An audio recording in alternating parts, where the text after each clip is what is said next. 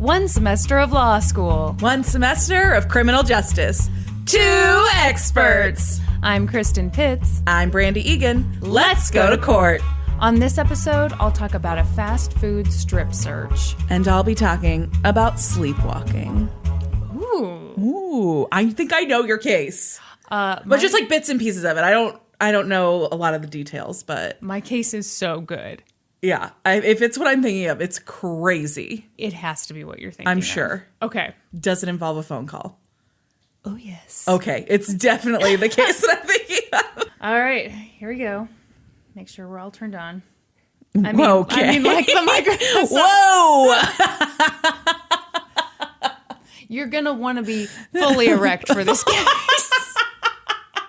First, I have to start off by saying that like 2 weeks ago, 3 weeks ago, I don't even know when, I was like, turns out I'm doing like a Boston case streak. And then I realized you did 2 Boston cases. One, yeah, the third was just Massachusetts in general. Where are we this week? Kentucky. So so what you're saying is you lied to us. Yeah, it turns out I do not have the stamina to do just a spree all in one city. Excellent. I got distracted. Okay. By nudity.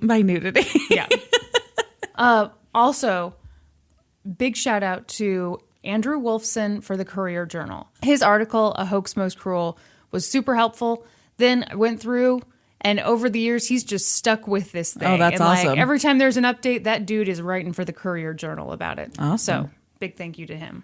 It was April 9th, 2004, at a McDonald's in Mount Washington, Kentucky.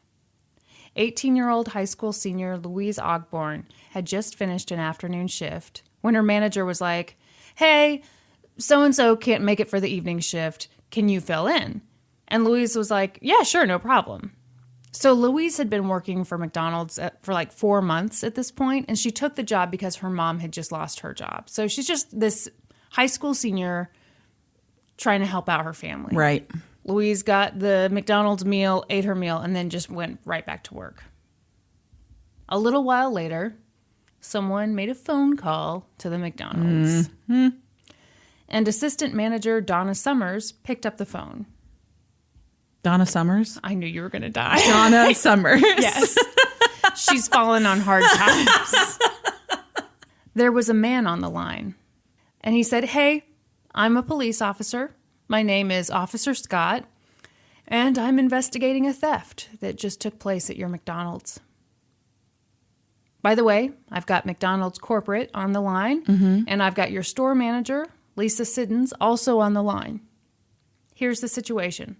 One of your employees stole a customer's purse. And Donna was like, really? What? And he's like, I'm afraid so. So, help me out here. The person who committed this crime is like a small, young, blonde, white woman. Pretty good looking. And Donna's like, oh, right. Yeah, that's Louise. Uh-huh. Oh, my gosh. And Officer Scott is like, oh, yeah, great. Thanks so much. Now here's the problem. Okay, here's the problem. We're short on officers. So we're going to need you to help us out. Oh, no. What? Brandy, you know how common that is. But like, the police officers, what they do is they sit at their desk. They outsource and they're like, investigation. I can't possibly get up right now. I need to have the assistant manager of a McDonald's help me with this investigation. Absolutely not. You know how that is. No, I do not. That's why you never see police officers out in the wild. Right. So Donna is like, yeah, absolutely. What do you need? I'll do anything. She calls Louise into the office with her and locks the door. And she's got the phone, and Officer Scott is like, hey, Donna, could you please explain Louise's choices to her? She basically has 2 options. Either get searched right now by your managers in that little McDonald's office, or we can come out and we can arrest you and we'll search you back at the station. Oh my what do you gosh. want? Louise was obviously scared and confused. Again, she's just a high school senior.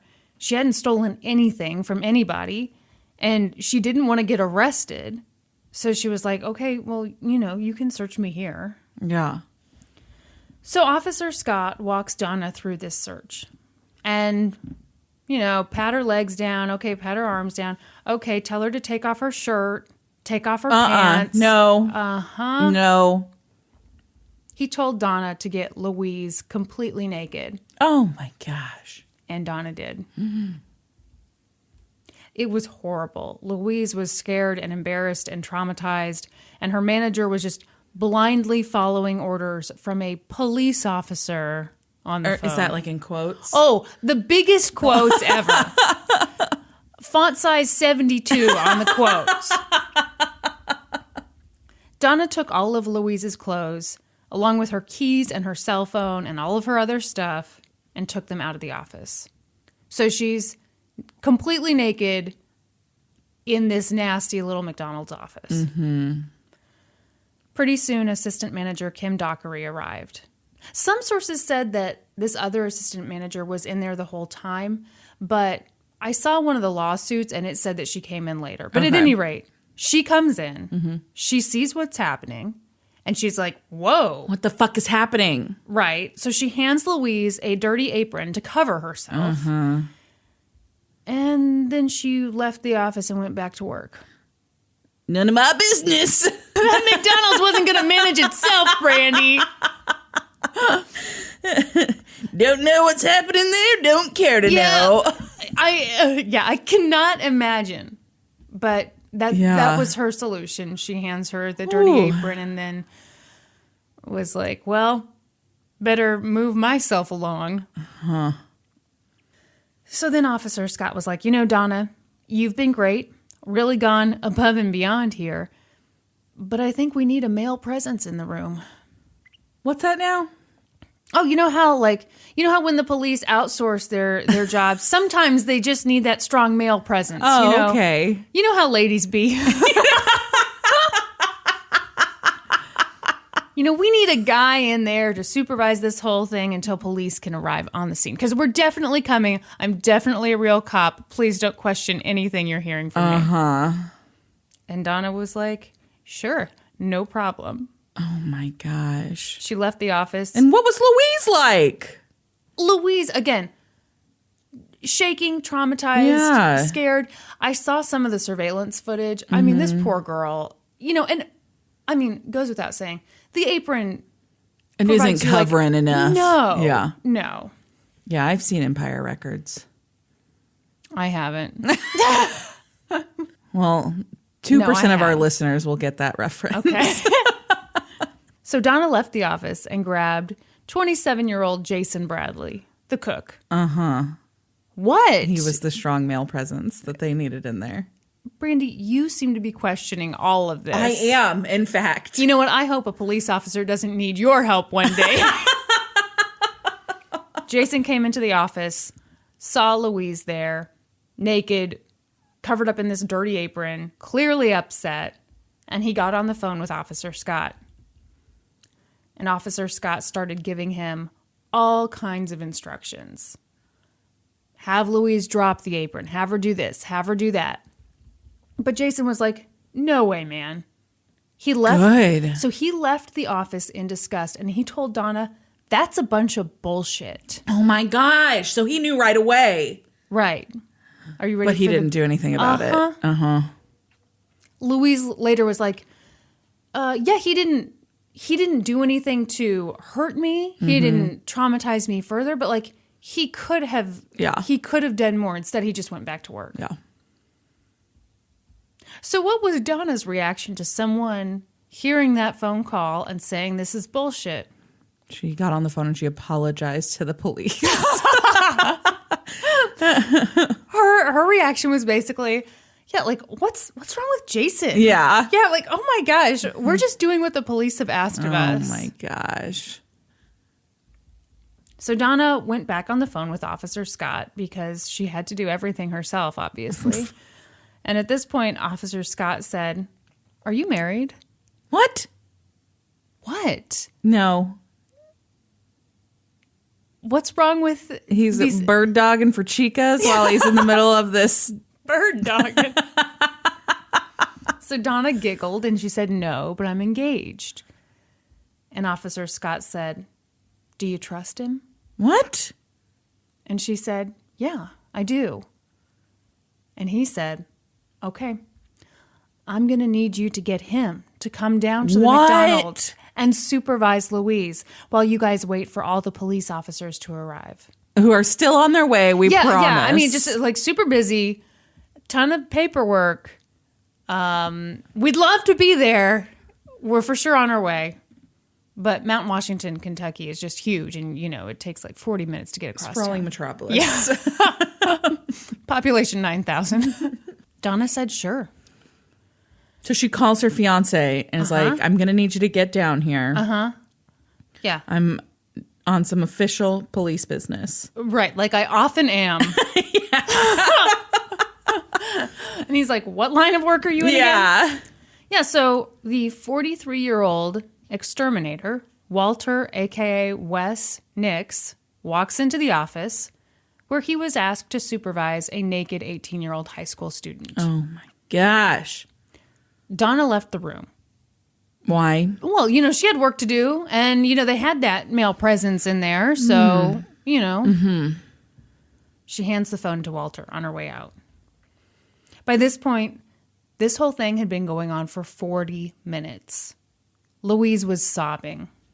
Okay, there is this, like, ancient clip of like, I think it's 2020 on YouTube that shows a lot of the surveillance footage, and they interviewed Louise and Donna. And let me tell you, Donna came across as a gigantic asshat. Really? Yes. Okay. That's so surprising. See, I actually kind of was surprised. You thought she was just genuine and naive? Yeah. Rather than an asshole? Yeah. That does make sense. Yeah, I really thought, just from reading stuff, I was like, oh my God, she's just an idiot. And and we'll get into like some of the later stuff. But for this interview, she's being interviewed by John Quinones. He hosts that show, What Would You Do? What would you do? Don't tell me like I don't know. Yeah, I think that's like porn for judgmental people. Because I'm always like, I would do the exact right thing. Do that.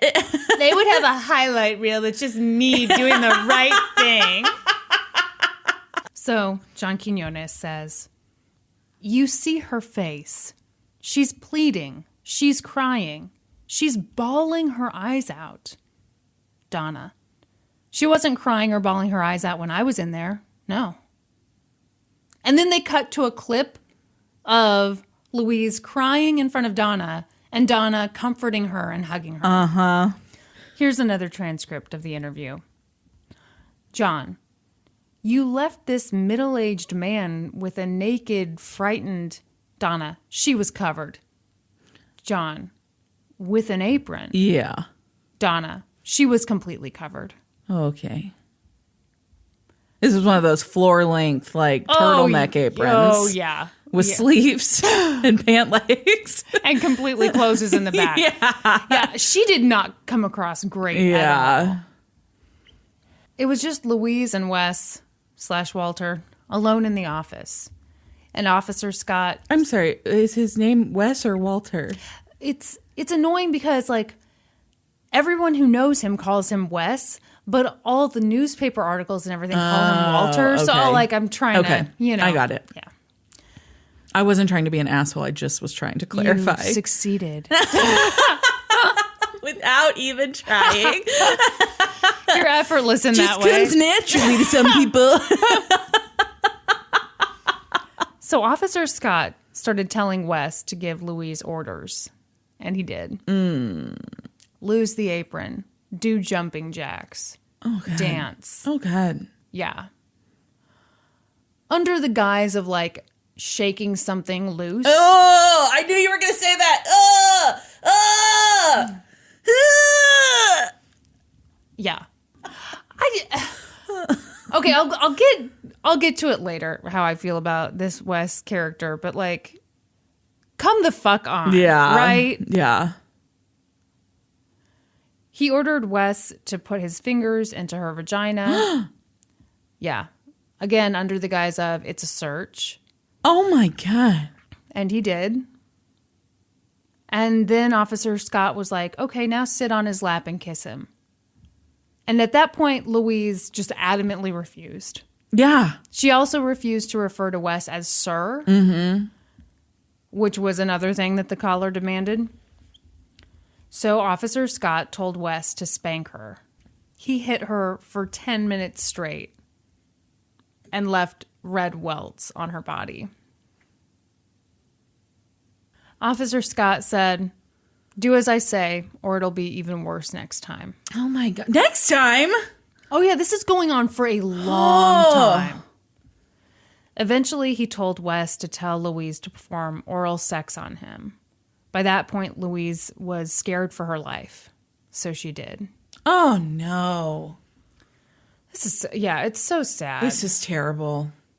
The whole time Louise was in the office, Donna and the other assistant manager, Kim, would periodically pop in and out. And each time he'd hand Louise the apron to put back on before they came in.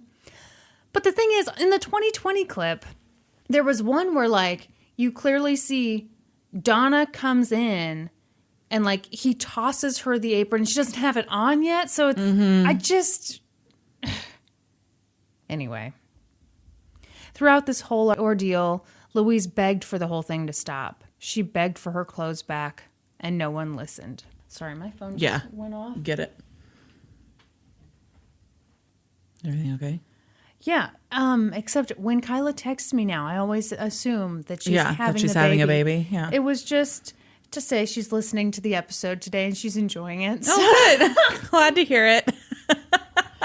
Wes stayed in the office for 2 hours. And then he left. So if you're keeping track, 40 minutes before Wes arrives, Wes is there for 2 hours. This poor girl. Oh my gosh.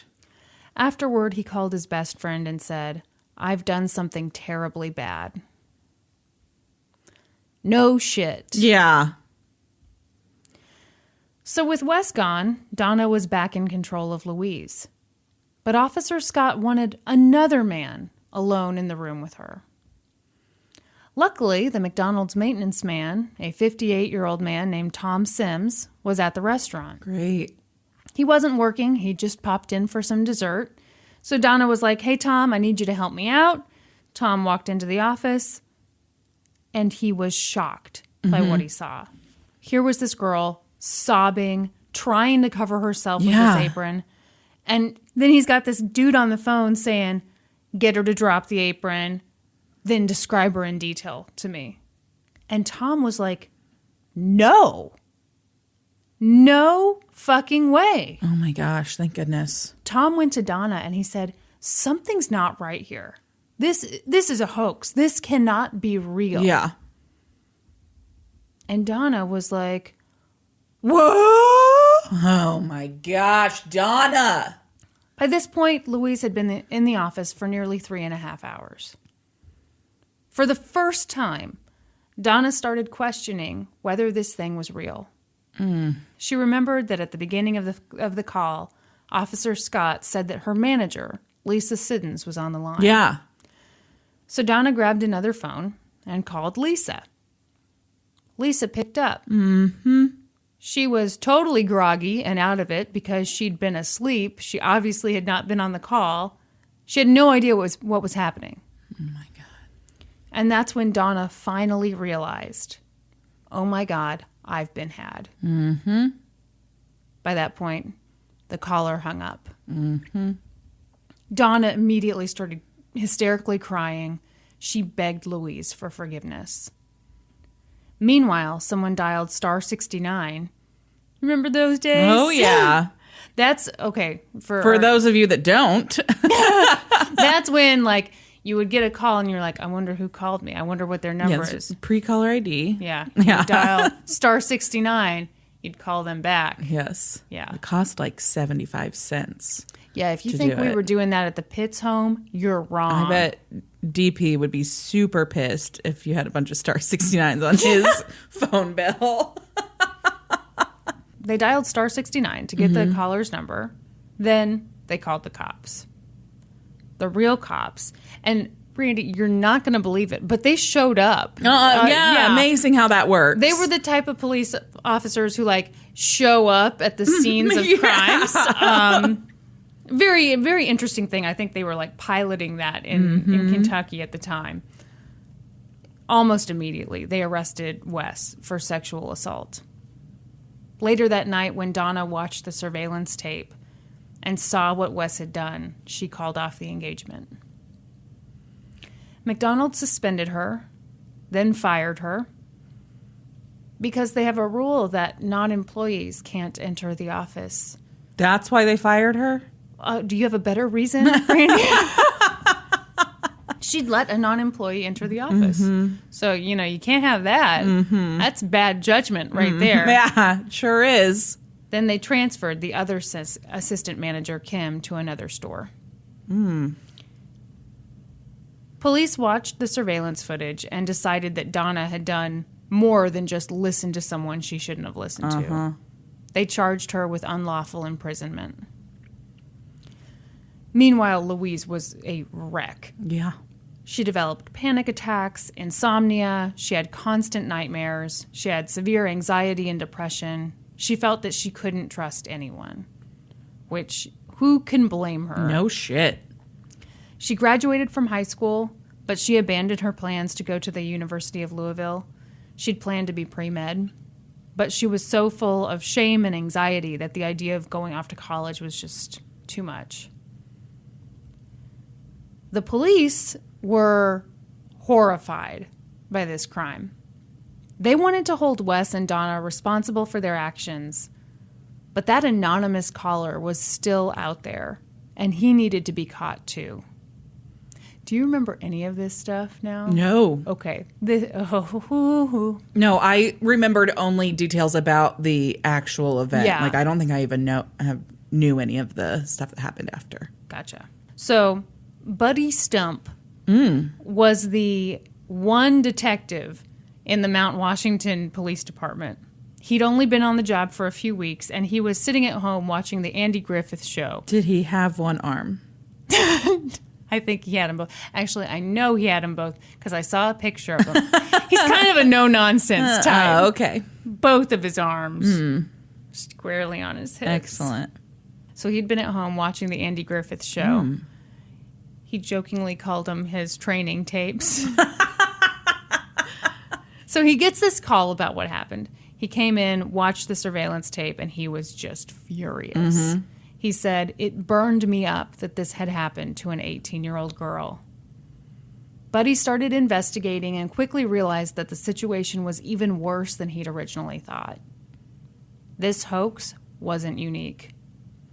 Calls like that had been placed at fast food restaurants and Blockbusters and Ruby Tuesdays and Pizza Huts all over the country for the past 10 years. Oh my gosh. There were 70 known cases going back to 1995. Wow.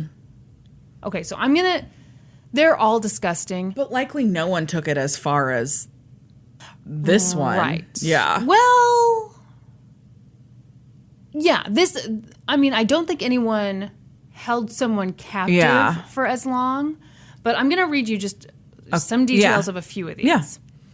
At a Burger King in Dover, Delaware, a manager strip searched an 18-year-old employee.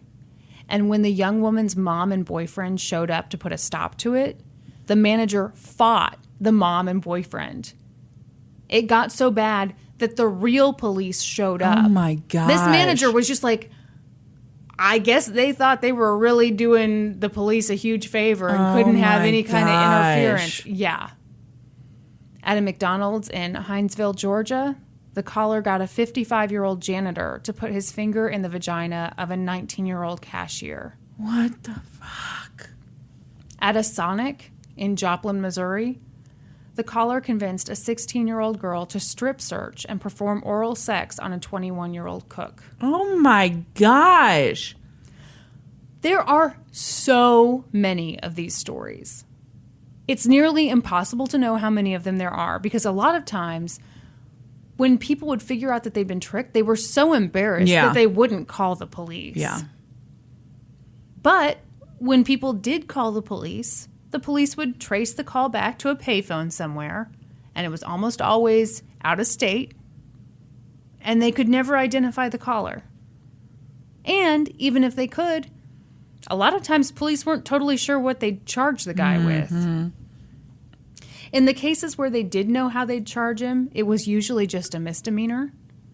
And you can't extradite someone over a misdemeanor, apparently. Wow, I didn't know that. Yeah. So Buddy Stump was like, I have to do something. So he traced the call, but it was to a non-existent phone. Mm-hmm. It was made via like a prepaid calling card. Mm-hmm. Buddy was like, oh boy.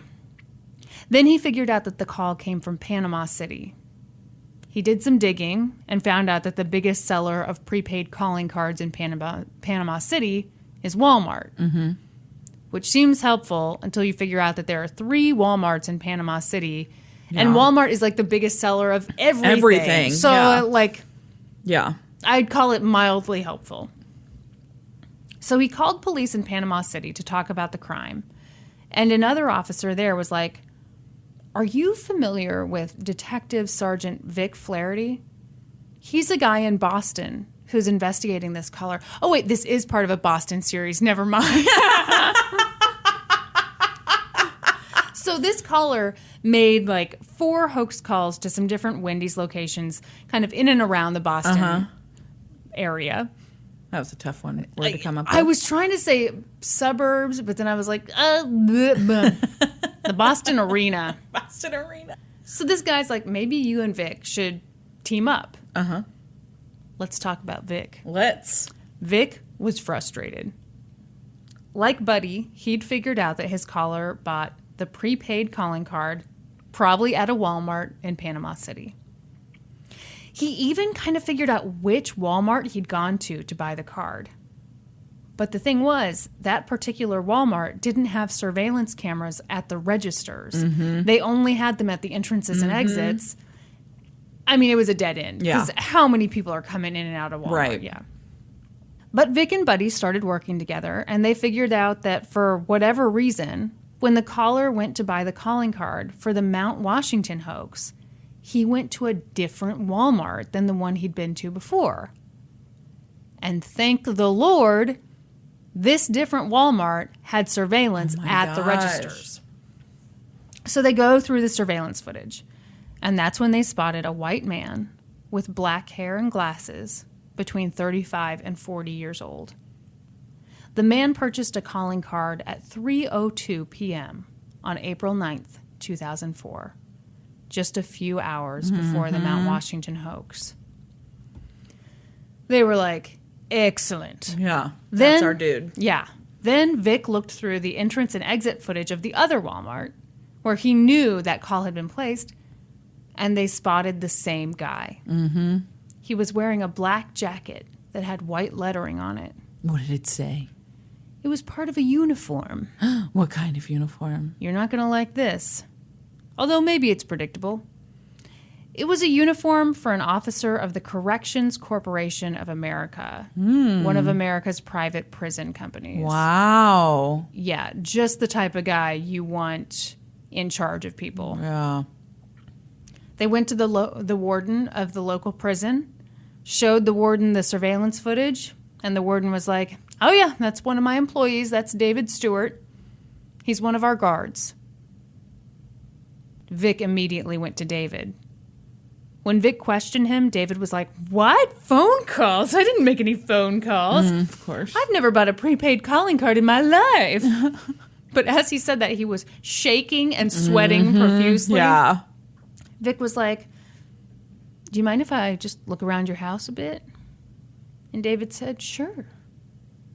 And of course, they found a calling card. It had been used to call 9 restaurants in the past year. One of them being a Burger King in Idaho Falls, where a manager was told to do awful things. Oh my gosh. They also found a ton of police department job applications, police magazines, uniforms, guns, all kinds of stuff. Oh my gosh. Okay, so he was really doing this because he was obsessed with the police? I thought it was like a weird, like, fetish thing. Why can't it be both? I guess maybe it is. You are thinking so black and white. It's one or the other. Why can't he be like super creepy into, I'm in a position of authority and you have no choice but to do what I want you to do? All right, yeah, you're right. It's probably both. I mean, it is your case, so. And by that you mean intriguing? Buddy arrested David on June 30th, 2004. David pled not guilty to solicitation to commit sodomy. By the way, this article kept saying sodomy.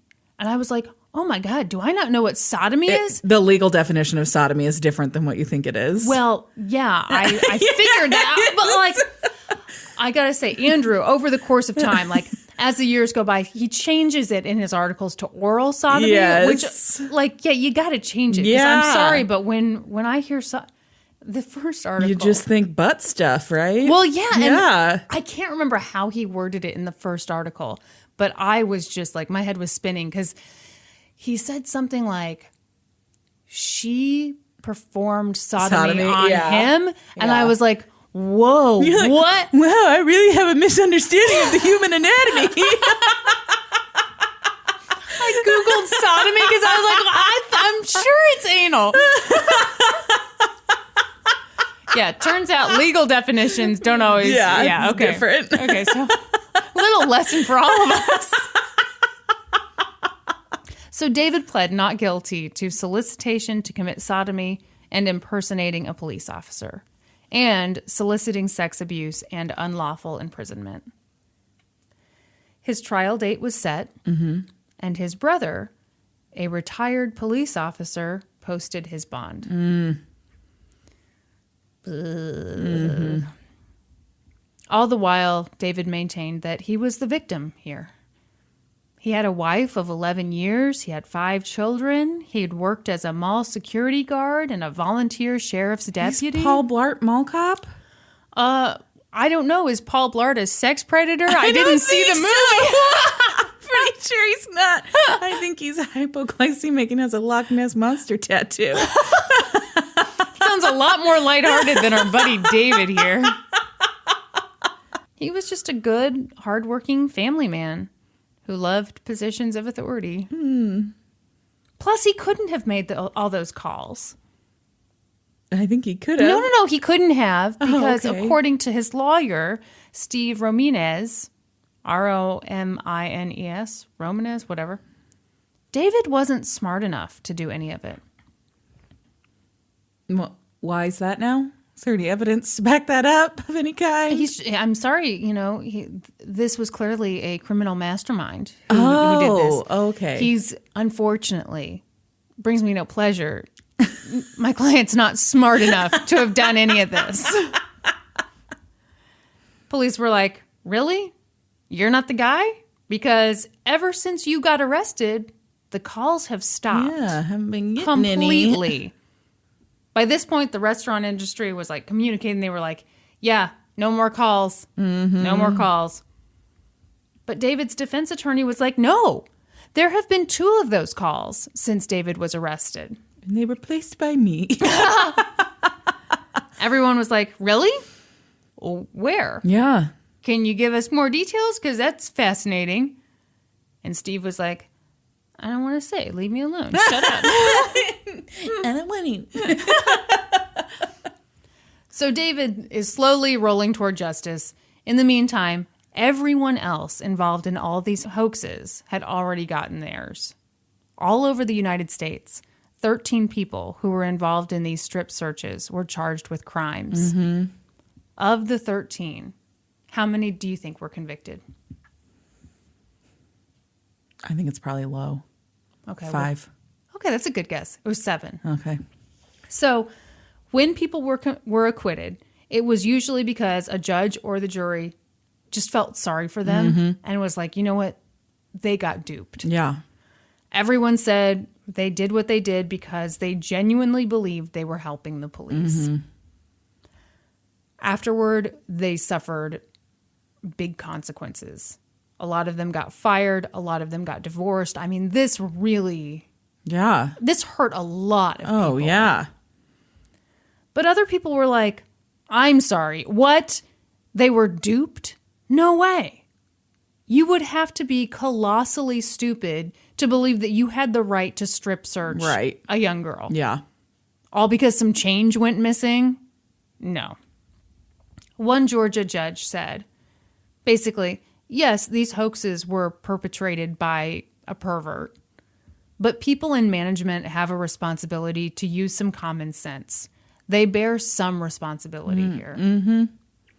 Okay, what do you think? Yeah, I think they do bear some responsibility. Yeah. You can't just blindly follow what somebody on the phone is telling you to do and not be held responsible when those actions lead to somebody being sexually assaulted. What about Donna? Yeah. I think she should be held responsible. Yeah. Yes. I agree. Yeah. Her actions, her lack of getting some kind of proof that who she was talking to on the phone was who she thought it was, directly led to Louise being traumatized for the rest of her life and horribly sexually assaulted. Yeah. She has to be held responsible for that. Yeah, I agree. If you got a call like that at work. Oh, I'd hang up. Immediately? If someone said they were a cop? It would not take me long to figure out that it was. You've just been in the biz for a long time. Is it just that you've like experienced enough? Yeah, I think so. Yeah. Yeah, part of me does feel sorry for these folks. I do. Yeah. I do feel sorry for them because they didn't choose for that to happen to them. No. But they did choose to take the actions that they took. Yeah. Yeah. I just don't understand how someone can be that stupid. I don't either. Someone's purse was stolen, so I need to get this girl completely naked. Yeah. That's insane. Yes, it is insane. I mean, where can you shove a purse, honest to God?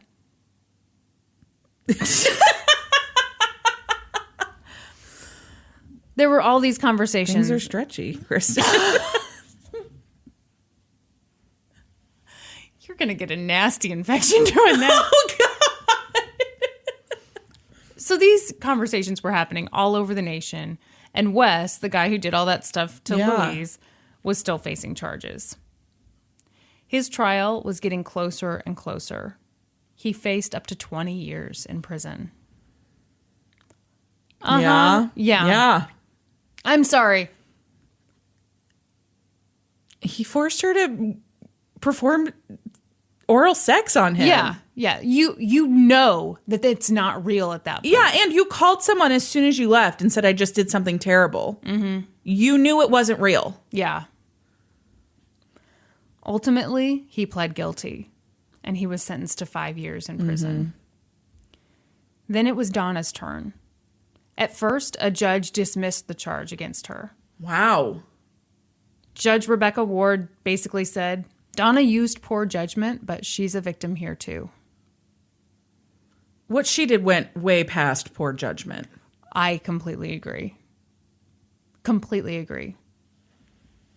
I think if she had passed the call off to someone else and then they had done everything, then maybe, she got duped. But, like, she strip searched someone. I even think that if it had gone just to the strip search and then once, like, the requests got more outlandish, if she would have been like, okay, this is ridiculous. Like, I would maybe be willing to say, yes, you got duped. But it went so fucking far. You'd be okay with a strip search over I'm just saying, like, I could maybe see her side. Like, okay, yes, I understood. I was looking for the purse.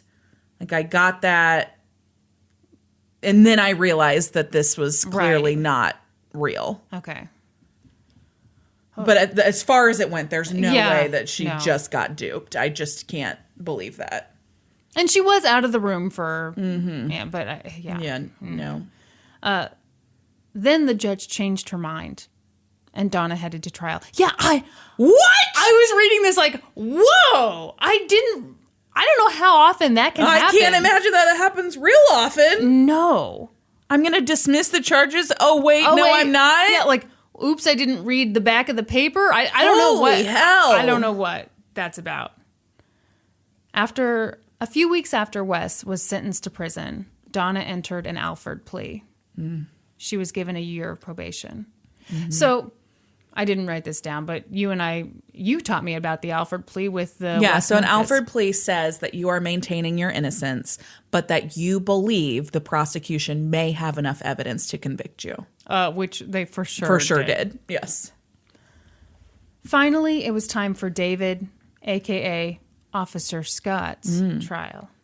Police departments and prosecutors all over the nation were watching this thing because the Mount Washington case was the strongest one against him. And if Mount Washington could get him, then the rest might have a shot. Yeah. It all hinged on Mount Washington. The prosecution talked all about the calling cards. They talked about all the similar cases across the United States, and they showed the surveillance footage from the Walmart. They called Donna to the stand. They called Wes to the stand. He testified in his prison jumpsuit. He told the jury he felt like the caller had control of his mind. But there was so much that the prosecution didn't have. They didn't have witnesses who saw David make the calls. You're right, they didn't. They didn't have audio recordings. All they had was that surveillance footage. Is this guy going to get off? They didn't have... Kristin! Give me like a wink. I'm giving you nothing. I can't handle it. They didn't have any direct evidence to tie him to the hoax. The defense harped on that fact. Defense attorney Stephen Ramirez said that even if David is the one who bought those calling cards, you can't prove that he was the one who made the calls. Oh, God, that's probably true. Yeah. Oh, no. At some point, and I couldn't tell if this was before the trial, during the trial, at some point after it, but Stephen implied that Louise might have been in on the whole thing. No! Yeah. Bull fucking shit. Double middle finger to that guy. Yeah. The jury deliberated for 2 hours. Oh, no. They found him not guilty. No! I know. Why did you do this case? This is terrible. He just gets away with it? The verdict sent a powerful message to prosecutors and police officers all over the nation. If the strongest case couldn't win, none of them could. Right. What do you think of that? I mean, it's probably true, but it fucking sucks. I was so mad. Yeah. And you know how I told you I had a shitty weekend? Yeah. I think it's because of this. Yeah. Because, like, what happened to Louise was so terrible. And toward the end, I actually did start to really feel for Donna. I think maybe that 2020 episode, like, caught her in a moment where, like, everyone is telling you suck. Oh, yeah. I think that's... And maybe she was defensive. For sure probably what happened. But looking at what the jury was presented, I can see why they found him not guilty. Yeah, I can too. Because that's just not enough. Yeah, I can too. But oh my God. Oh, that sucks. Roughly 3 years after that phone call, Louise was still in therapy and still suffering. Yeah, I bet. Yeah. By that point, she had a fuller picture of what had gone on.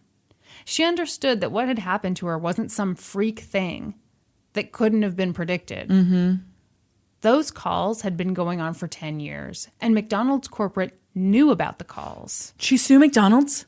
Sorry, I don't know why I did an evil laugh.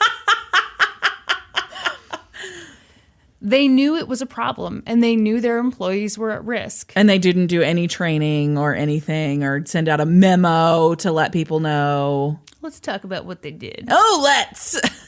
Oh, wait. First, we got to get to this part. Oh, okay. Sorry. So, she was like looking at all this stuff, getting more upset. And then she said to herself, let's go to court. She sued for $200 million. Woo. Yeah. Girl went, ooh. I almost said something terrible. What's that saying? Reach for the moon and you'll land among the stars. I think that's what they were doing with the $200 million. Shoot for the moon. What did I say? Land? Reach for the moon. I'm trying. She basically said, look, McDonald's corporate knew about all these hoaxes. They defended themselves against lawsuits over these calls in 4 different states. They didn't warn any of us employees. They didn't train us on prevention. They could have prevented what happened to me, but they didn't. Excellent. Evidently, McDonald's global security director had advised that McDonald's put warning stickers on all their headsets and all their phones so that employees would be kind of on the lookout for prank calls. And they didn't do it. They didn't do it. They never went through with it. They talked about it, but didn't do it. Louise's lawsuit also named Donna and the other assistant manager, Kim, as defendants for their roles. Meanwhile, Donna also sued McDonald's. Yeah, I'd say she has grounds for that too. She wanted $50 million. Yeah. Because she, again, she was just like, you should have warned You should have warned me. us. You knew this was going on. You should have trained us for this. Yep. Yeah. McDonald's was like, whoa. I'm not loving it. They were like, this is David Stewart's fault and Wes's fault. But then David got acquitted and they were like, this is an unknown caller's fault and Wes's fault. And by the way, strip searches are totally against our policy. It's not our fault that employees didn't read the policy that we put into a 1,000-page manual. Mm-hmm. And yes, we knew about the other hoaxes, but we did what every other fast food restaurant did to prevent future problems. We pretended it didn't happen. So it's hard to know exactly what they did. One source I saw said that they sent out voicemail messages to all the franchise owners and the store managers, but some people were like, yeah, we didn't get those. And even if that was what happened, you would need training for basically anyone who's picking up a phone. Yeah. Anyway. Okay, when I worked for a corporation, if there was we would get scam alerts all the time. Oh. It would come to your corporate email and be like, these are the things to look for. These are the key words that the person will say. This is how to handle it. Really? Yes. What kind of scams? All kinds of scams. Product diversion scams, gift card scams. I mean, there's all kinds of different scams people run on businesses. Change scams where they give you 100 and they do the quick change and somehow they end up with the 20 back and the 100 and What assholes. There's all kinds of scams that get run on businesses constantly. I need a story. And Can you tell a story? I don't have one that comes to mind immediately. Okay. But yeah, so working for a large corporation, I worked for a very big corporation. Yeah. Thousands of salons under their parent umbrella. And so whenever something like that would come through, they would send out a corporate email. Everybody in the company has a corporate email account assigned to them, and you got it in your email inbox. Yeah, which seems like exactly how you're supposed to handle. Exactly how it should be handled.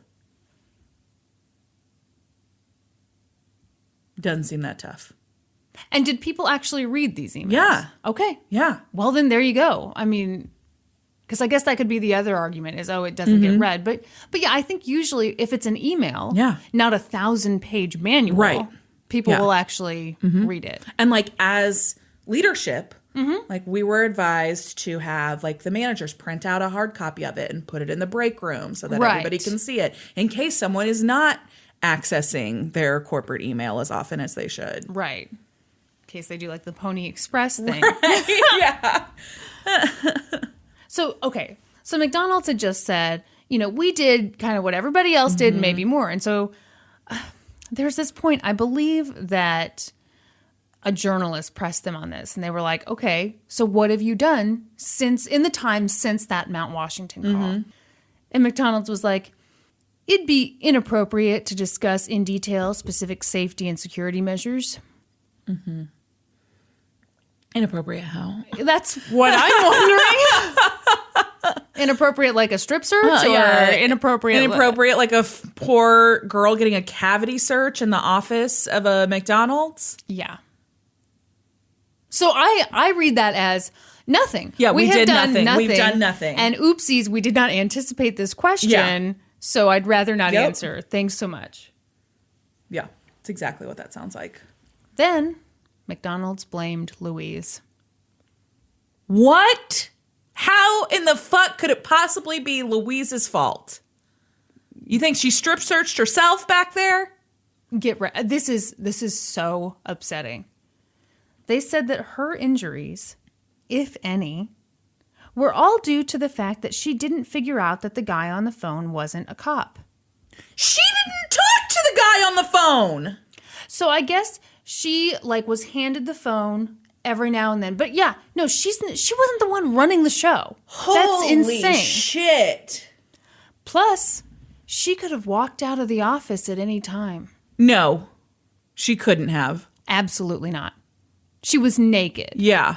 She could not have walked. She had and no people keys. Of authority were telling her what to do. Absolutely not. That's the other thing that gets brought up is again, she's a high school senior. Yeah. Who is used to obeying adults. Yes. I think her dad was military, so you talk about a kid who had respect. That makes me so angry. Figures. Yeah. Yeah. So they're trying to say she should have figured out that it wasn't a cop, which even if she had, what good would that have done? Donna wasn't going to listen to that. Wes was obviously not going to listen to that. In a deposition, one of the McDonald's lawyers asked her, "Did it ever occur to you to scream?" What good would that have done her? I hate questions like that. Yeah. So it's all her fault. Yeah. Oh, I'm sorry I handled the situation wrong. Yeah. I'd love to see how you would handle it. Yeah. Holy shit. Yeah, so I guess she was supposed to, if she'd been a good victim, she would have run screaming naked through McDonald's. Through a crowded restaurant in her small town. Yeah. And, she couldn't have gotten into her car because her keys had been taken. So I guess she'd just be naked. Yeah. Yeah. Oh my gosh. This whole time, McDonald's was like, do you guys want to settle? Because if so, we're totally down to settle. And Louise and Donna were both like, no. No, thank you. So their lawyers teamed up in this civil suit against McDonald's. And the civil trial went on for nearly a month in the fall of 2007. I'm not going to rehash anything because we already know what happened. But at one point, Donna did take the stand and say that she'd been so humiliated by what happened and so ashamed that she'd considered suicide. Oh, wow. Again, I hated her when I was watching that 2020 clip, but the more I read about her in the years since then, I feel like she was dealing with a lot of emotions that she wasn't maybe equipped to handle. So the McDonald's defense team's reaction to that, admission that she'd considered suicide was, why didn't you get psychiatric care? Wow. Yeah, implying that I guess it was made up or Oh my gosh. When Louise took the stand, they asked her why she didn't leave the office, or at the very least write a note about what was going on and slip it under the door to get help. Oh, yeah. Because that would have been effective. Yeah, that would have been super effective. What the fuck? Right? This is so ridiculous. Yeah. I hope they get all of the money. I hope these two people are the CEO of McDonald's now.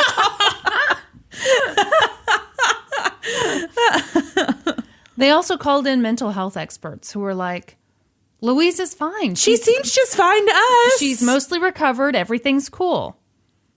Holy shit. I just don't understand. This is infuriating. Yes. How... Obviously, everyone deserves a good defense. But how could you feel okay about yourself if you knew what had happened to this person? Yeah. And you were trying to make it like you should have done X, Y, and Z. Right. This is somehow your fault. Yeah. That's nuts. This terrible thing that happened to you should have been prevented by you. Oh my gosh. The jury deliberated for 2 days. At one point, they asked the judge for a definition of the word detained, and he said he couldn't tell them that. Ooh. And they were like, cool, can we have a dictionary? Uh-huh. And he was like, no. Which I thought that was... that's weird. I thought that was so weird. But anyway, what do you think they decided? I think they decided in the women's favor, but I bet they didn't get nearly that much money. Yeah, you're right. So they sided with Louise. They awarded her $5 million in punitive damages and a little more than $1.1 million in compensatory damages. They said, so punitive, that's obviously to punish McDonald's. Yeah. So they're on the hook for those $5 million. Yeah. And they said that half the blame went to McDonald's and the other half went to the unknown caller. Okay. So that splits the compensatory damages. Blah, blah, blah. The jury didn't think that Donna or Kim should have to pay any damages, which I That's agree. fine. Yeah. Afterward, one of the jurors was like, we settled on an amount that would let Louise live very well for the rest of her life and put all of this behind her. But sorry, no one's worth $200 million. Yeah. Louise cried after the verdict was read. She announced that she'd used some of the money to go to law school. That same jury awarded Donna $1.1 million. After the verdicts, Donna and Louise hugged. Donna said, I told Louise I was happy for her, and she said she was happy for me. Side note, while all of this was going on, Louise was involved in a legal dispute with her original legal team. Ooh. They filed a lien on this judgment because they were like, we'd like some of that thank you because we did some of the work in the beginning. And she was like, don't think so. I'm suing you for legal malpractice. So that's a whole other issue. I'm not going to get into it because this is a long case. Yeah. But one thing that I thought was really interesting was that Louise's new legal team said that the old legal team messed up by forcing her to do interviews with ABC and the Courier-Journal. The new legal team was like, those interviews showed McDonald's in a bad light, so the cat was out of the bag. If they'd never done that, then Louise would... What are you doing to your mouth right now? I'm listening! Would you explain to the listeners what you were doing? I wasn't doing anything. I'm sitting here listening. You guys, picture a kid who just got their braces off for the first time, and they're like licking and sucking on their teeth. Or sucking anything. I'm going to say, oh, look at you. You want so badly to lick your teeth. I don't. Okay. So, yeah, she was basically like, they let the cat out of the bag. They totally portrayed McDonald's in a negative light, rightfully so. Yeah. But if they hadn't done that, then McDonald's would have been like, ooh, let's save some face and pay you a ton of money to shut up forever. So basically, the new legal team was like, you got screwed over by the old guys. Anyway, moving on. So that was one little thing. Okay. So the jury thought McDonald's had been shitty. But the McDonald's legal team made it pretty clear after the verdict came down that they were going to appeal. Yeah. So they did. Duh. Could have seen that one coming. But Louise's attorneys were like, not so fast. The lead attorney, Ann Oldfather, was still pissed about something she said happened during the trial. She said that on July 3rd, 2007, an attorney from McDonald's received a ton of documents pertaining to Louise's strip search. It's Cameron's birthday, by the way, my niece. But when they all had a hearing a week later, the attorney hadn't handed anything over to Louise's lawyers. In fact, that attorney told the judge, we have produced everything we can literally get our hands on. Ann Oldfather didn't find out about all those documents until the day before trial started. So she only got them because McDonald's was found in contempt of court for concealing them. So all of a sudden, the day before a freaking trial, she gets 16 boxes of documents dumped on her. Oh my gosh. Not okay. No. So she was like, you know what? You guys should have to pay all of Louise's legal fees to us, which, by the way, are a metric shit ton. Yeah. Lawyers from McDonald's were like, whoa, no way. They were like looking at the paperwork. They're like, there's no way you worked this many hours. But Judge McDonald, I swear to you, it was Judge McDonald. weighed in. And he was like, hey, McDonald's, remember me? I was the judge when this whole thing went to trial. You guys contested every little motion. Mm-hmm. You got yourselves ass deep in Louise's private life. So if Louise's lawyers had to work long hours, it's because you made them work long hours. So he ordered McDonald's to pay $2.4 million in legal fees. Oh my gosh. Yeah, because McDonald's probably thought, we'll bury her in all of this and she'll settle. Yes, absolutely. Yeah. I feel like that's got to be the strategy every time some huge corporation. Corporate lawyer. Yeah. Like, we've got all the money in the world. Yeah. We'll jump down the throats of your little legal team. Yep. A year later, the original case went to the Kentucky Court of Appeals. And the appellate court said, seems like the jury got it right. Mm-hmm. But they did reduce the punitive damages for Donna Summers. They reduced it from about $1 million to $400,000. Oh, wow. They were like, you definitely deserve something, but the jury got a little carried away. Yeah. McDonald's did not enjoy the court's decision. Mm-hmm. So they decided, you know what? We're going to take this all the way to the Kentucky Supreme Court. But in 2010, I assume because Louise was like, can we fucking not? Yeah. They settled for an undisclosed amount. Wow. Okay. So Wikipedia says 1.1 million. Mm-hmm. But then you go and you actually look at the article that it links to, and it just says that, like, it could be as little as 1.1. Oh, okay. So I'm hoping she got more. Yeah, I hope she got more than that, too. And that's the story of the fast food strip searches.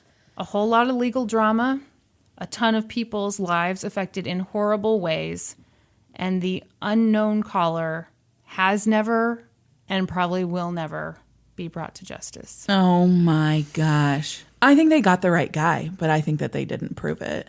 Yeah, I imagine so too. But at the same time, it's like, okay, I don't want to live in a country where we You're right. lock people Absolutely. up for cases that aren't. Yeah. I don't want to say airtight because I know you can't get it perfect. Yeah. But I mean, my God, I just wish they'd had more. Mm-hmm. Whew. So yeah, Norm was gone this weekend. Yeah. I spent like the entire weekend researching this case. I thought maybe it would be slightly lighthearted because it wasn't a murder or something. No, it was not. That was fucking terrible and infuriating. Yeah. Thanks. You're welcome. May I tell you something? Yeah. So as you know, I picked up Norm from the airport on Monday night. It was like super late at night. His flight got in from SoCal Retro Gaming Expo, super late.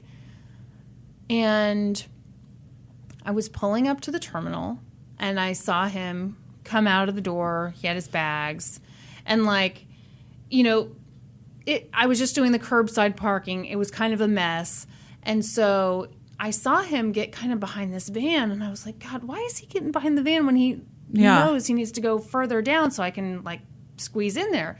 So I like waved to him, and he kind of like gave me a smile, and I was like, okay, you know, motion for him to walk down. And he just like smiled at me again, and I pulled in further, but I couldn't get in the tiny space, and I kept like motioning for him to move around. And then he popped the trunk of this minivan and set his suitcases in it. And that's when I realized it was not Norman. It was another white guy with brown hair and glasses. All white guys look the same to me. I was so embarrassed. Like, what did that guy think? I was like a kidnapper trying to like lure him into your Prius. Come on, buddy. I got one who looks just like you. Gotta catch them all. Those white guys with glasses and brown hair. You ready to talk about sleepwalking? I am. Is this... Oh, God. Yeah, I'm ready. It had been a long day. And Scott Falater was exhausted. It's called oral sodomy. We've talked about some rough last names on this show, but Falater? That's too bad. It's rough. He was exhausted. It was January 16th, 1997, and by the time he arrived at his Phoenix, Arizona home after work, he just wanted to go to bed. Scott's job as an engineer for Motorola had been super stressful lately. I think he was working on developing that cell phone that you still use. Oh my God, you guys. This is why we need to video this stuff. You should have seen Brandy wind up for that joke. This smile was so sly. Why do you always make fun of me for my old shit? My old car. You were very nice to buy me these nice slippers. Yeah. And it was because you did observe me in my, what? You spend 60% of your day in your slippers, and you were low. wearing shit slippers. How dare you? Costco makes a fine slipper. Anyway, yeah, Kristin still uses a Motorola cell phone, guys. Well, if you feel sorry for me, please donate to my husband's Patreon.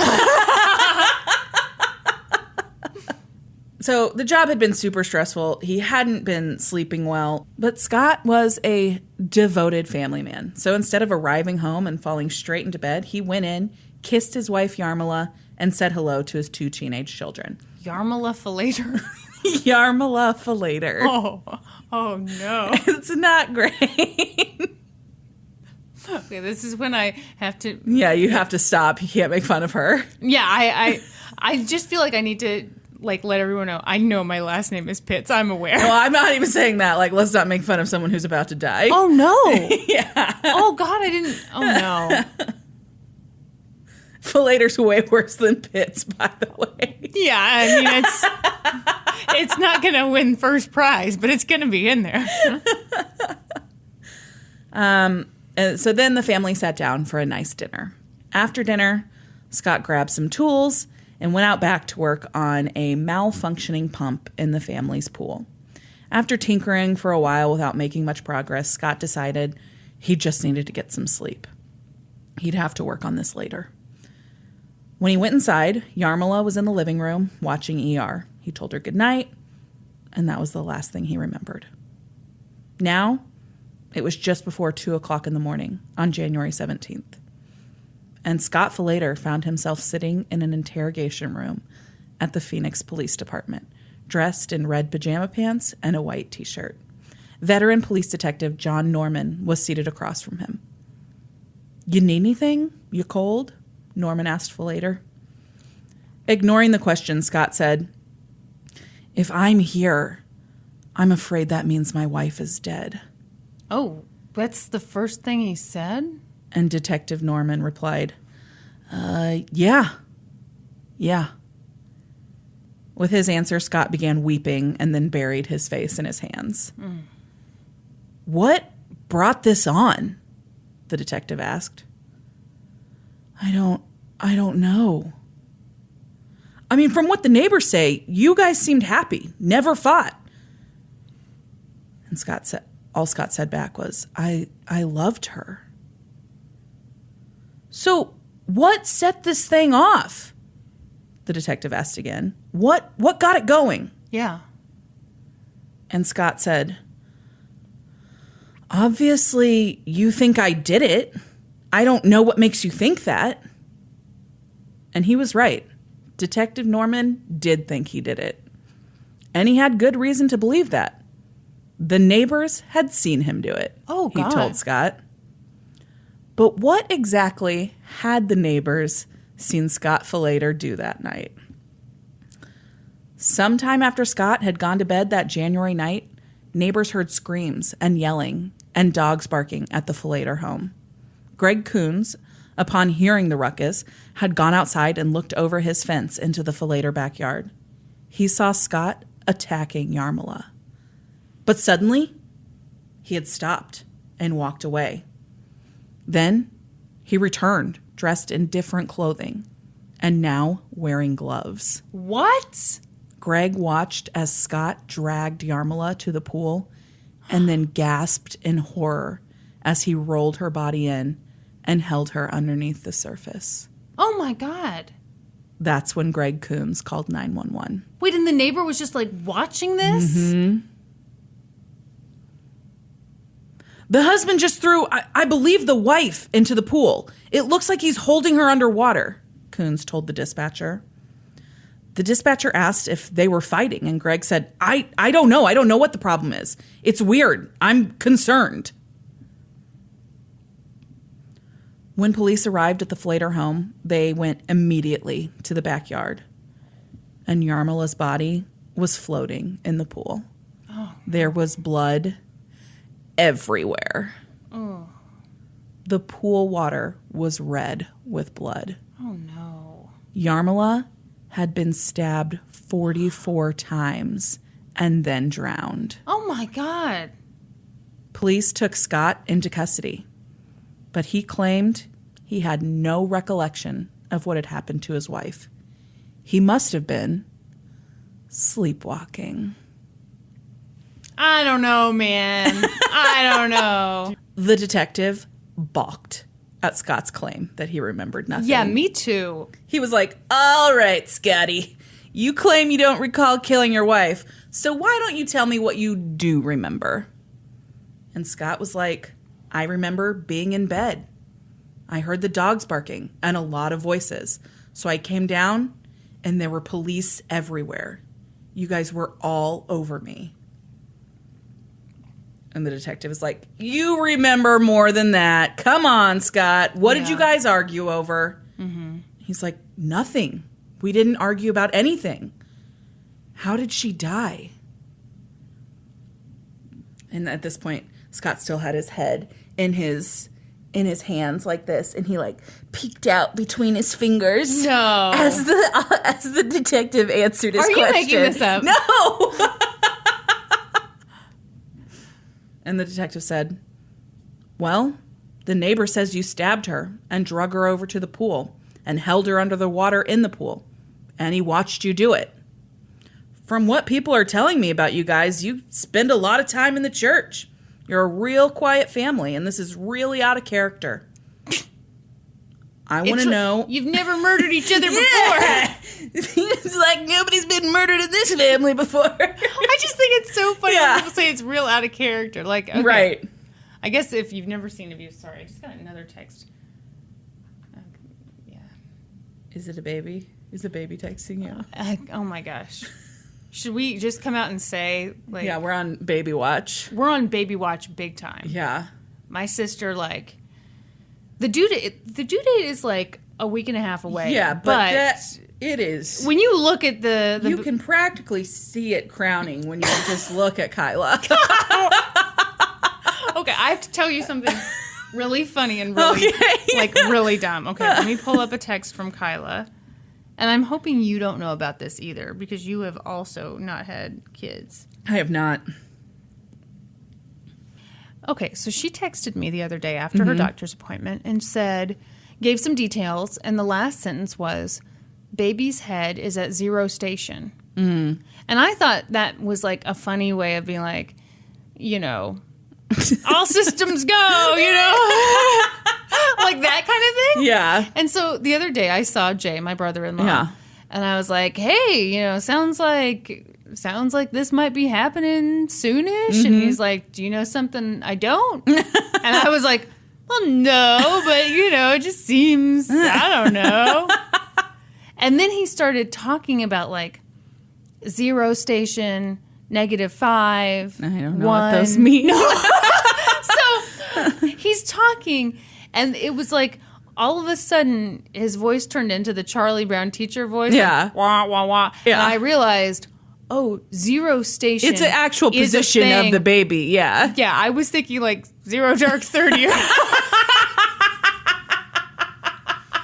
So that was a long way of saying we keep interrupting the podcast like anytime I get a text. Yeah. Because we're like waiting for the baby text. Instead, it's just like random people from my life saying, hey. Hey, yeah. for like the first time in multiple days, and they're all texting right now. So the detective is like, you know, hey, everybody says you guys are a real quiet family. This is super out of character. So what went on? What led to this? What set you off? What did she do to set you off like this? And Scott says, nothing. And the detective says, what'd you do to set yourself off like that then, Scott? Okay. And Scott said, I'm sorry, I just don't know. And the detective says, okay, help me with this, Scott. This is hard for me to understand.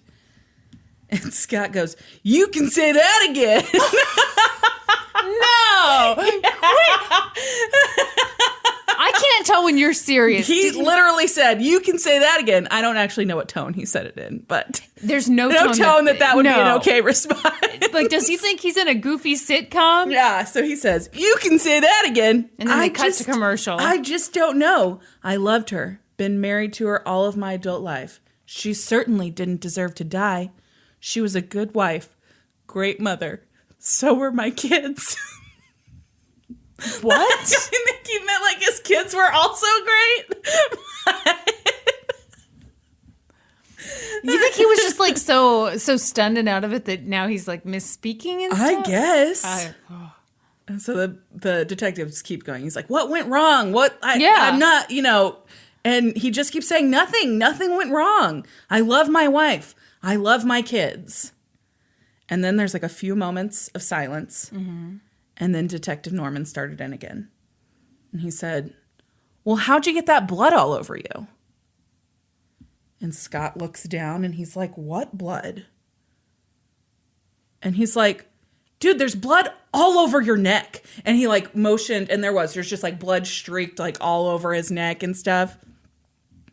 And Scott was like, I didn't know I had blood on me. Oh, what?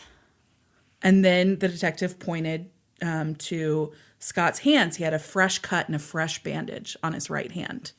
And again, Scott was like, I have no idea. I don't know how I cut myself. I have no recollection of putting a Band-Aid on. Detective Norman had had enough. Yeah. He's like, fine, have it your way, but you're going to jail for first-degree murder. And with that, Scott Falater was placed under arrest, and a short time later was charged with the first-degree murder of Yarmila Falater. The prosecutor, Juan Martinez, perhaps you've heard of him. Yeah, okay. Oh, help me out. Why do you know that name, Kristin? I don't know. It's driving me crazy. He is the prosecutor from the Jodi Arias trial. Oh, yes. Okay, thank you. Yes. So he announced a short time later that he would be seeking the death penalty. Wow. Yeah. As the case moved forward to trial, investigators searched for a motive. They expected to find money problems or a secret mistress or kinky sex stuff, as Kristin always seems to find. But they found nothing. Scott and Yarmila had been together since they were in high school. They'd married in college and had nothing short of the picture-perfect marriage. They had 2 kids they adored, they never fought, and they were very active in their LDS faith. Scott did admit to detectives that there were 2 topics that the couple didn't agree on. First, Scott wanted more children. But Yarmila, at 43 with high school-age children, was not interested in starting over. Kidding. Yeah, he really wanted more kids, and she was like, I'm done. Yeah. We raised our kids. Uh-huh. And at 43, I mean, how many more are we going to have?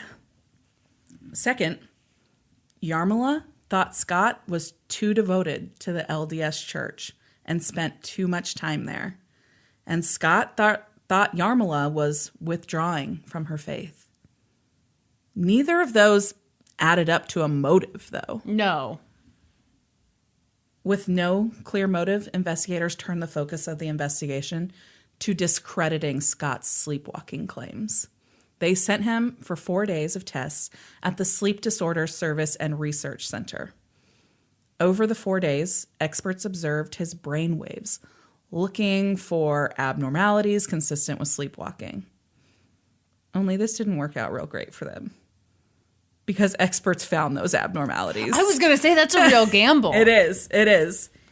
Scott Falater had interruptions in his phases of sleep right before the dreaming stage. So, like, his sleep would be interrupted right before he entered that stage, and that's like super indicative of sleepwalking. Wow. Okay, Yeah. I've never sleepwalked. I haven't either. Yeah, and I don't have family who sleepwalks, No. so I mean, at the beginning of this, I was totally thinking he was full of it. Yeah. But Yeah. So they're like, Man. well, shit. That did not work out how we wanted it to. And so the prosecution had to move forward with the trial without a clear motive and without being able to fully discredit Scott's claims of sleepwalking. But, okay.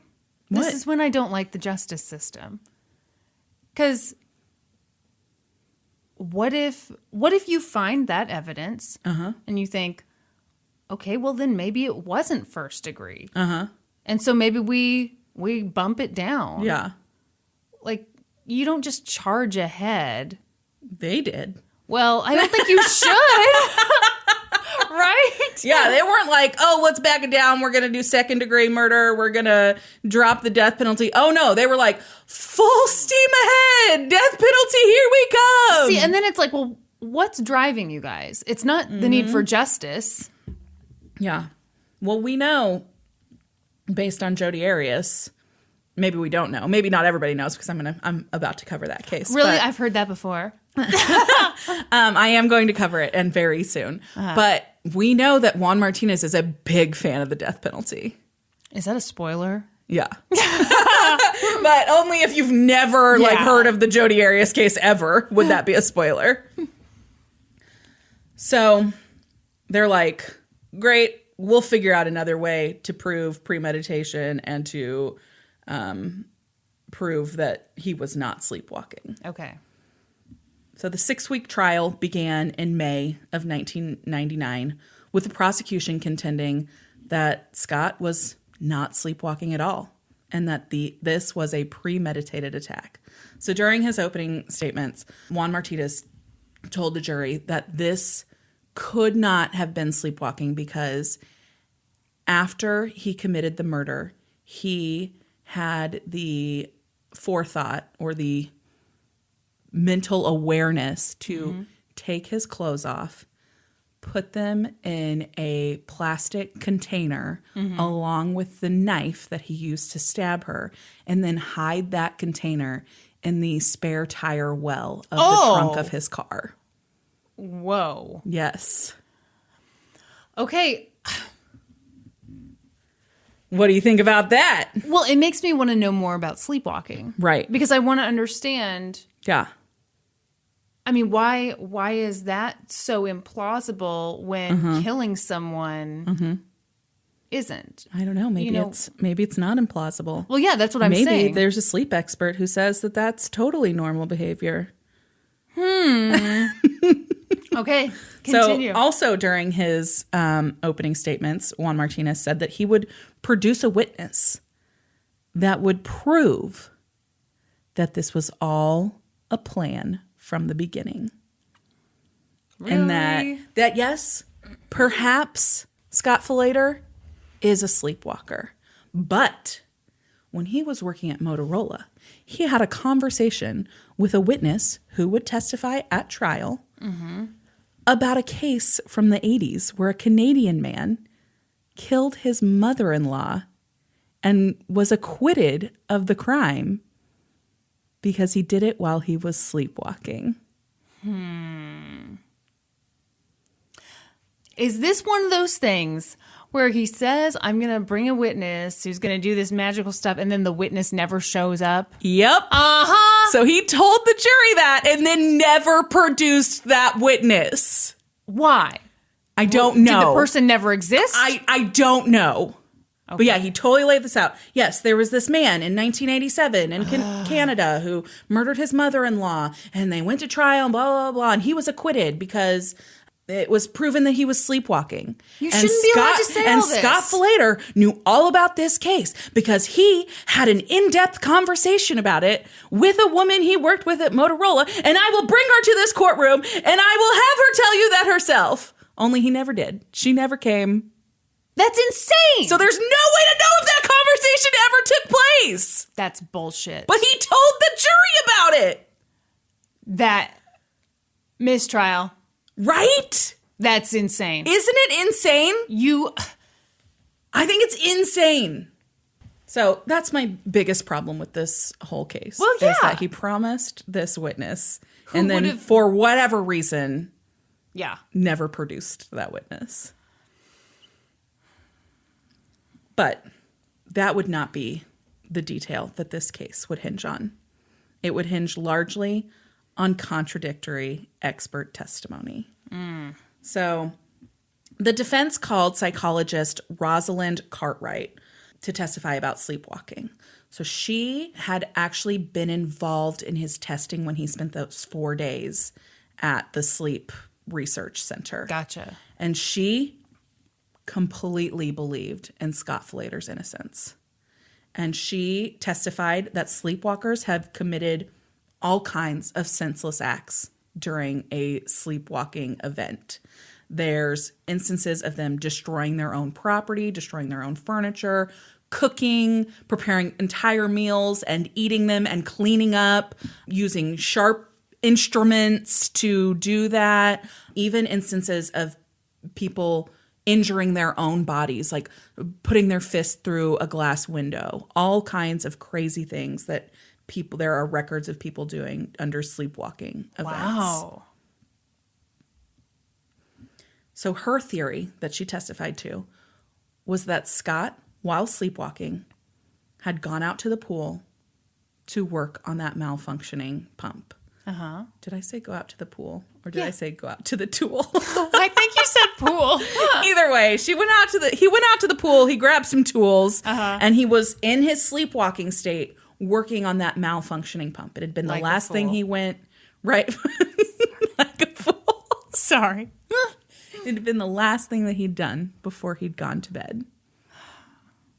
And then when Yarmila saw him out there and was like, the fuck are you doing? Although she's Mormon, so she definitely didn't say that. She's not saying that, no. So she sees him out there and she walks out there and she's like, what are you doing? What are you doing out here? And his fight or flight impulse kicked in and he attacked her using the tools that he had that he was working on the pump with. Well, he wasn't working with a knife. So there was like a knife and a screwdriver there because he was using like a knife to pry something off. Yeah. So yes. So the question that was posed to her as an expert witness was, why would he be threatened by his own wife? Mm-hmm. And she said that sleepwalkers are incapable of facial recognition during their episodes. Oh. She said that Scott would have likely mistaken Yarmila for an attacker and then just would have immediately gone into the fight or flight mode. Uh-huh. So after that, the defense called a sleep expert.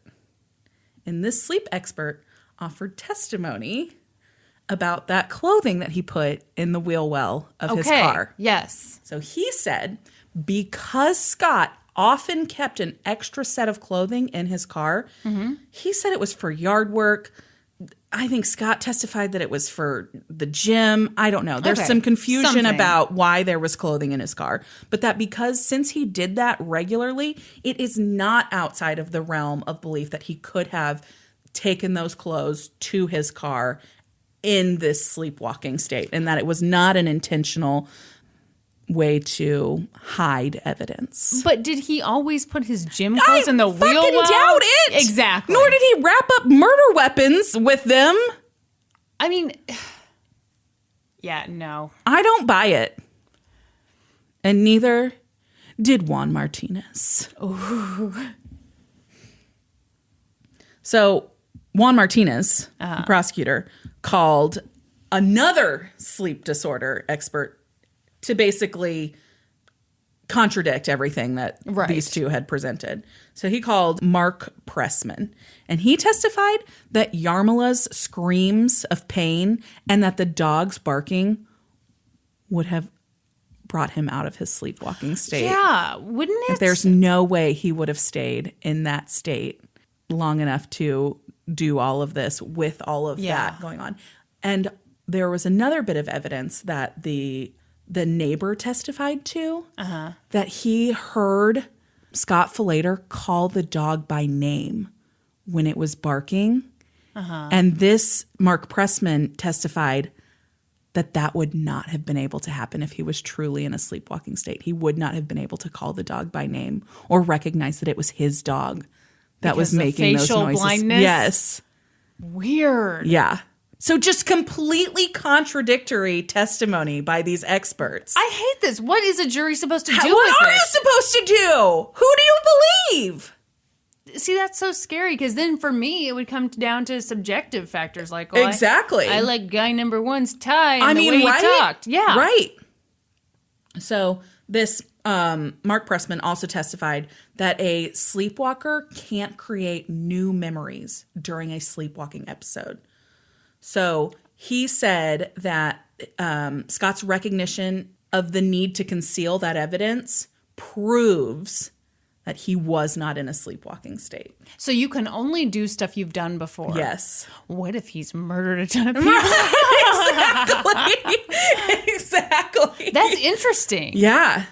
That's super interesting. Yeah, I think it's super interesting. Why? Why can't you do... I don't know. I'm just the part of your brain that's active during So that. now are we going to hear from another expert who's like, actually, that's not the truth? No, those are the only experts. But this next piece of testimony is the piece of testimony that I personally found the most impactful through this whole trial. Okay. It was the testimony of Scott's sister, Laura. She testified that when she was a teenager, Scott had been in a sleepwalking state. He'd been in the house, and she'd tried to wake him up, and he'd flung her across the room in his sleepwalking state. Is this why they say that if you catch someone sleepwalking, you're not supposed to... Yes. Oh, wow. Because they feel like they are being attacked. They cannot recognize that it is a loved one. Yeah. She said that he pushed her and literally was able to fling her across the room. Whoa. Yes. Yeah.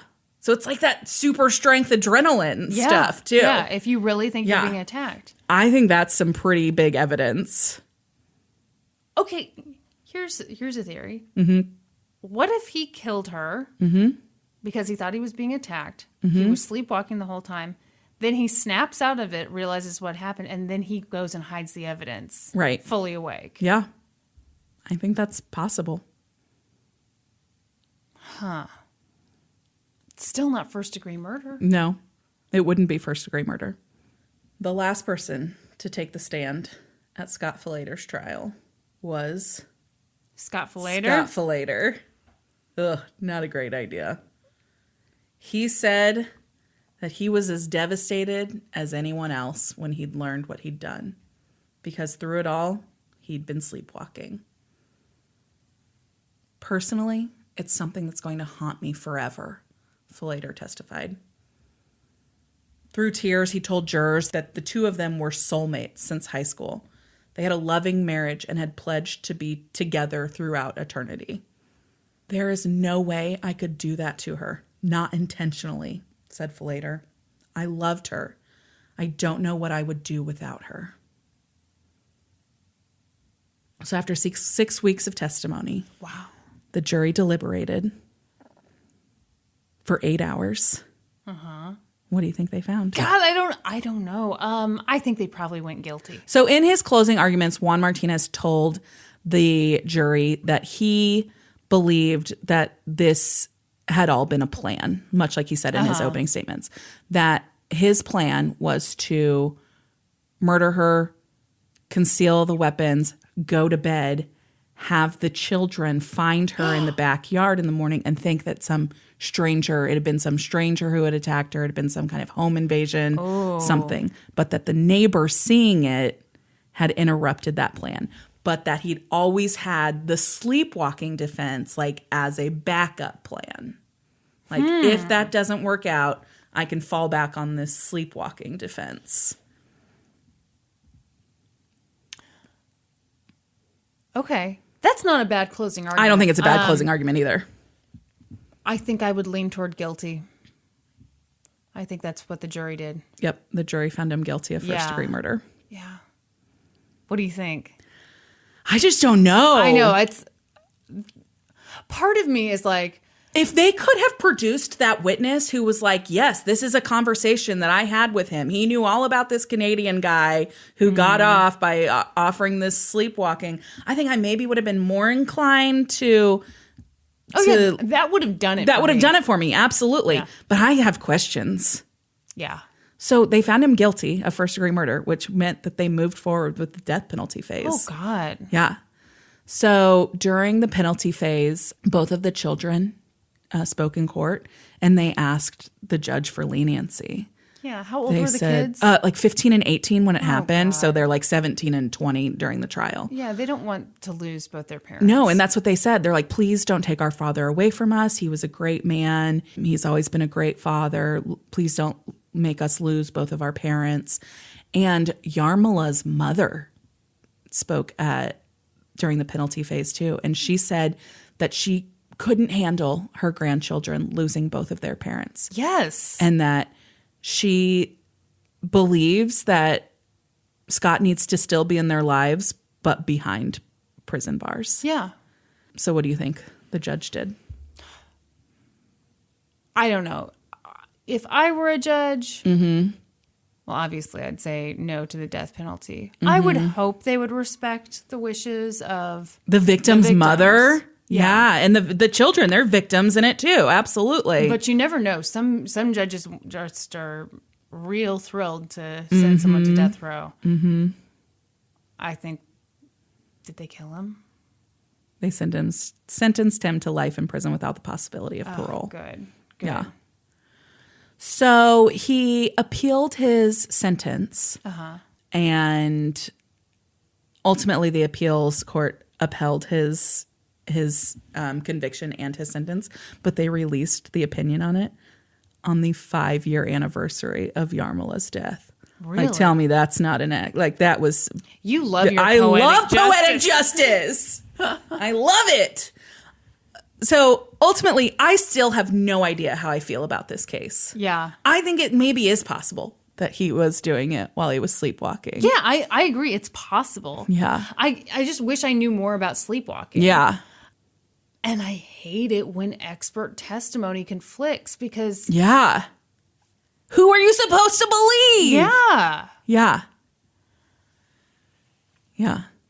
But at the same time, sleepwalking to me sounds so weak. It sounds like, I had amnesia and I forgot it all. Yeah, that's exactly what it sounds like. But at the same time, sometimes people really do have amnesia and forget it all. And so it's like, and sometimes people really do have sleepwalking and they kill their spouse. Oh, God, Yeah, I don't know. Yeah, the hiding the clothes and the weapon, to me, it's like... Yeah. It's a step too far, but then I think, well, why is that a step too far? Right, why is that the thing that... Yeah. I don't know. Like, I don't understand the crazy overkill. Yeah. If he's in a sleepwalking state. Like, obviously at 20 stab wounds, she's probably not fighting back. Like, right. 44, stabbed her 44 times and then drowned her. Yeah, I don't...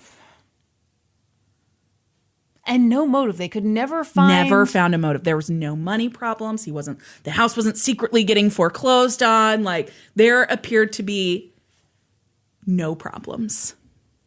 What the hell? Yeah. See, and that tips in his favor to I me. agree. Ah! I agree. This is so frustrating. It's super frustrating, and there's no way to ever know. Yeah. Never know. So do you think he's wrongfully imprisoned? I wouldn't go that far. Yeah. Okay, what if it was your version? He was sleepwalking, and then he came to and he hid the weapons, what would it be convicted of? Second-degree murder for you there, or involuntary manslaughter, or I don't know. I'd have to look up all the definitions. Yeah. And then you would be the judge and say, no, you can't have the right. definition. That's and I right. won't give you a No dictionary. dictionaries. But yeah, I would think second Degree. And what sentence? Gosh. He's was 41 at the time that the murder happened. Yeah, I don't know. 25 years? To me, if you didn't consciously do it, it shouldn't be 25. It should be lower. Yeah. But then it's like, do we just release this guy? Right. And like, he's got to sleep. Yeah. I mean. Yeah. So he also said that he didn't know that like sleep aids were a thing.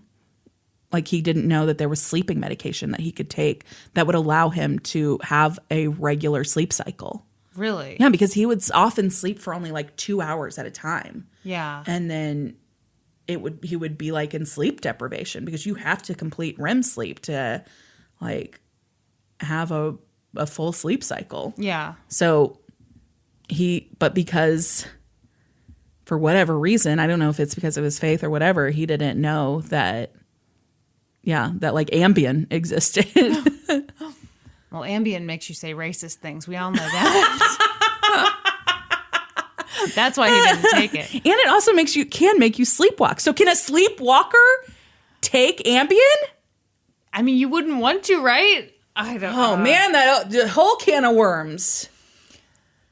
I don't know. There's too many questions. Yeah. Why did I do this case? I know. I liked it. I mean, I like these where you kind of go on a roller coaster. Yeah. Because you're like, oh, he fucking did it. Wait, did he? Like, obviously he did it, but did he do it?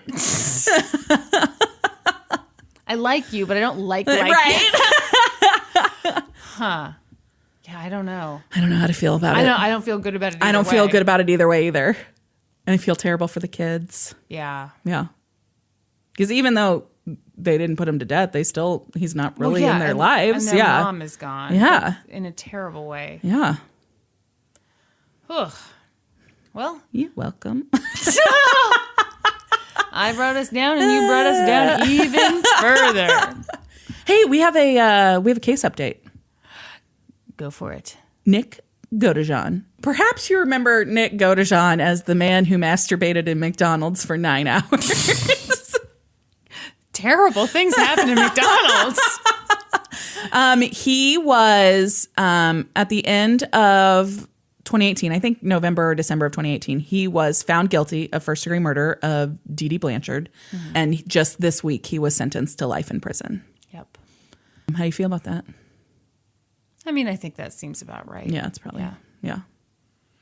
I still think that Gypsy should not have gone to prison. Should not have, yeah. Yeah, I agree. Because she was being held captive against her will. And when she tried to get free, no one would listen to her. Yeah.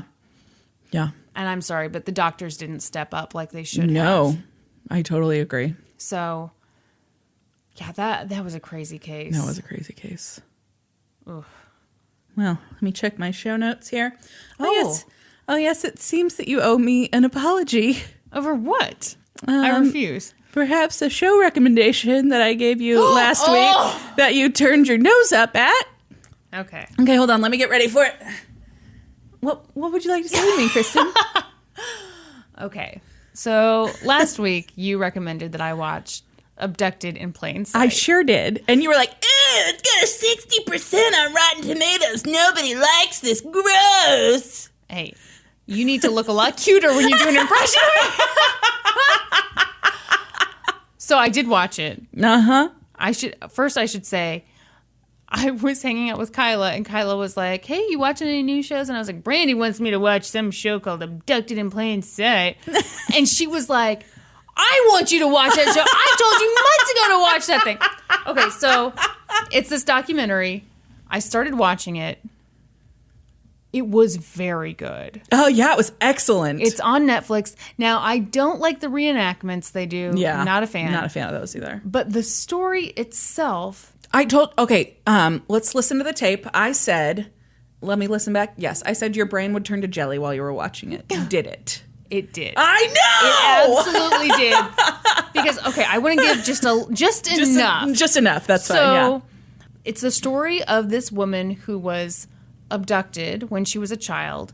And essentially, she was abducted by a family friend who her parents trusted. Well, I would even venture to say that a family friend who brainwashed the entire family. Yes. Yeah. That's absolutely right. Yeah. So he's a pedophile who targeted this family and, I mean, duped these parents on the level you will not believe.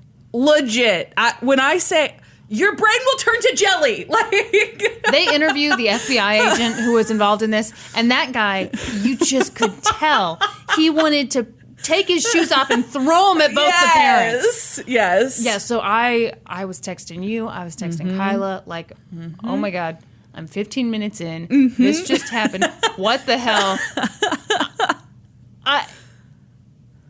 I recommend it. Yes. You recommend it. Yes. Kyla recommends it. Kyla recommends it. What more do you need? Casey also recommends it. Okay, so it's us and our sisters. What do you need? What else do you need, guys? Watch it. It's on Netflix.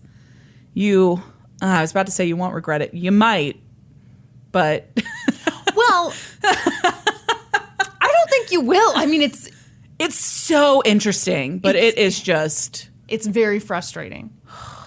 It's so crazy. Because you're sitting there and you're like, God, I feel sorry for these people, but at the same time, what the hell were they thinking? Yes.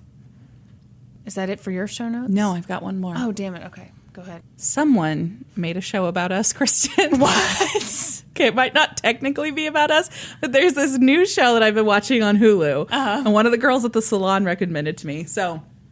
one of the girls at the salon, her name's Gracie. She's 18. You've met Gracie. I like Gracie a lot. She's funny. She was like, hey, I'm watching this show on Hulu. And when I watch it, all I can think about is you and Kristin. And I was like, okay. And so she's like, you got to check it out. So it's called Pin 15. What does that mean? It means penis. And it's about two girls in middle school in the year 2000. Oh, God. So I've watched like 5 episodes so far. It's super funny, really quick watch because they're like 30 minutes long. It is literally our lives, Kristin. I cannot wait to start watching this because I need something uplifting. Yes, it is hilarious. Okay. It is so funny. So I'm excited. I recommend it if you'd like to watch a show about us. I don't get enough of us. Really. That's right. Can never get enough of us. When you're not here, I'm just constantly playing the podcast over and over again. Okay, I've got something. Oh, great. So we got an email from Cassie. She's originally from Tulsa. She's emailed us before, but she emailed again because she just finished episode 52, the story about the blended family that you did, about the Johnson County case that was so crazy. Yeah. So she said, just now getting to your episode 52 in the story Blended Family, where Sue Ann and Ed got married in Miami, Oklahoma. Just an FYI, Miami, Oklahoma is pronounced Miami. What? LOL. Okay, MYAMMUH. Oh, yeah, Miami. Oh, God. No, it's like Missouri. I know. Okay, I hate it when people I don't call like it when Missouri. people say Missouri either. My grandma used to say Missouri. I mean, it's very polarizing. It's Missouri, folks. Yeah. Whew. But we pronounce Miami. things weird in the Midwest. We do. Everywhere. Well, yeah. You know. Yeah. Looking at you, Massachusetts. Worcester. Yeah. You can't just ignore full syllables. So thank you, Cassie. Thank you, Cassie, for that. We would have so embarrassed. We would have never guessed. Never would have guessed. And someone on Facebook corrected our pronunciation of something too, where like I had tried to correct you. It was the place in Nebraska. It was Norfolk, apparently. But it has an L in it. I swear it had an L in it. Maybe I spelled it wrong. That could be a mistake that I made. No. We never make spelling errors here. Okay, so we announced last week that we had made our 150 goal. Yes. And people have just kept on going. Like, it's Yeah. really awesome. Thank you to everybody who is still leaving us ratings and reviews. We love it. Thank you so much. We're like way past 150 now, well on our way to 1,000, which is the next goal that I set for ourselves. No, it is exciting because I really did think we'll hit 150. And then we'll just... And people will go to the page and be like, they already did it. They did it. That's fine. But no, we appreciate you guys who are like, let's add another rating. Let's add another review. Yeah, we so really do appreciate it. The joy of listeners. The joy of listeners, Brandy. I'm telling you. I am telling you. If you haven't already, please join your fellow listeners and head on over there to iTunes and leave us a rating, leave us a review, and then find us on social media. We're on Facebook, Instagram, Twitter, YouTube, Reddit, all of those places, I think. And then join us next week when we'll be experts on 2 whole new topics. Podcast adjourned. And now for a note about our process. I read a bunch of stuff, then regurgitate it all back up in my very limited vocabulary. And I copy and paste from the best sources on the web, and sometimes Wikipedia. So we owe a huge thank you to the real experts. For this episode, I got my info from A Hoax Most Cruel by Andrew Wolfson for the Courier Journal, as well as a ton of other articles by Andrew Wolfson for the Courier Journal, MSNBC, ABC News, Wikipedia, and FindLaw.com. And I got my info from an episode of Forensic Files, the Phoenix New Times, the New York Times, the Desert News, and CBS News. For a full list of our sources, visit lgtcpodcast.com. Any errors are, of course, ours, but please don't take our word for it. Go read their stuff.